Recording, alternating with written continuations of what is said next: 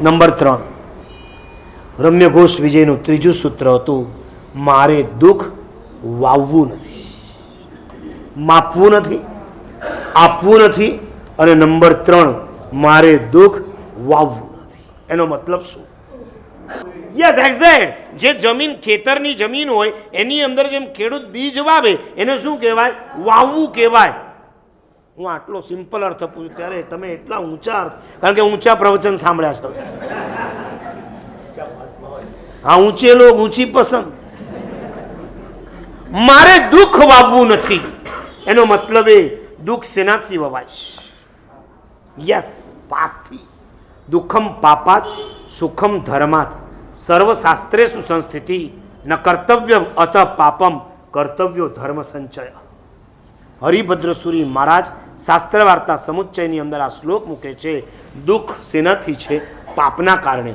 પાપી માણસ દુઃખને વાવવાનું કામ કરે છે, ધર્મી માણસ સુખને વાવવાનું કામ કરે છે. અને માત્ર આ જીન શાસન કે છે નહીં સમજતા, આખું જગતના તમામ ધર્મો આ બાબતમાં એક છે કે દુઃખ પાપથી અને સુખ ધર્મથી.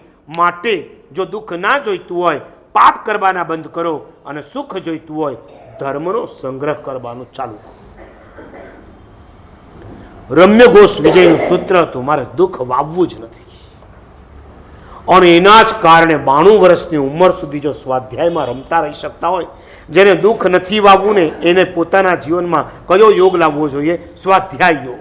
જો હું તમને ક્રમશઃ બતાવું છું, દુઃખ માપવું નથી, દુઃખ આપવું નથી, અને દુઃખ વાવવું નથી.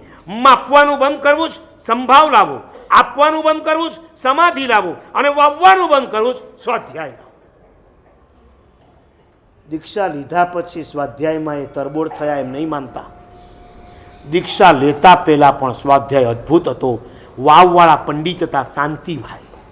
ઓળખો છો કોઈ? નહીં. આ શાંતિચંદ્ર પંડિત કે જેમણે ઘણા અધ્યાત્મના પુસ્તકો લખ્યા છે, એવા એમના ગુરુજી હતા. અમે જ્યારે જ્યારે બેસતા અચૂક એમના મોઢામાંથી એમના ઉપકારી એ પંડિતજીનું નામ એકાદ વખત આવે ને આવે. તમારા ઉપકારી કેટલા મારા છે?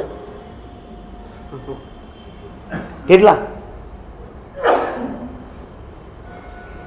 નહીં ઘણા એટલે કેટલા?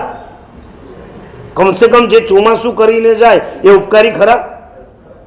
તો 40 વર્ષ 45 વર્ષથી ચોમાસા ચાલતા હોય, બધાના નામ મોઢે ખરા?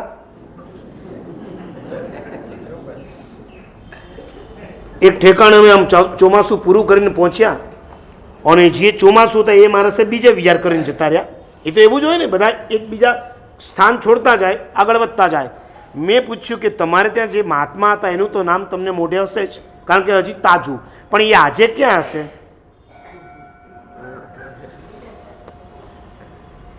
તમારી ને અમારી સગાઈ કેવી? બોલો કેવી? ક્યાં સુધી તમે અમને યાદ રાખો? કયો મળો ત્યારે એક્ઝેક્ટ. આ ભાઈ બરાબર બોલ્યા છે. જ્યારે સામે દેખાવ, ઓહો મારા સાહેબ. ઉપકાર કોને કહેવાય ખબર છે? નિમિત્ત મળ્યું નથી ને તમે તમારા ઉપકારીને યાદ કર્યા નથી. રમ્ય ઘોષ મહારાજે લાઈફમાં દીક્ષા લીધા પછી પણ શાંતિભાઈને દિવસમાં મિનિમમ એકવાર યાદ, એમણે એમના સંસારીઓને યાદ નહીં કર્યા હોય એટલા એમણે એમના ઉપકારીને યાદ કર્યા છે.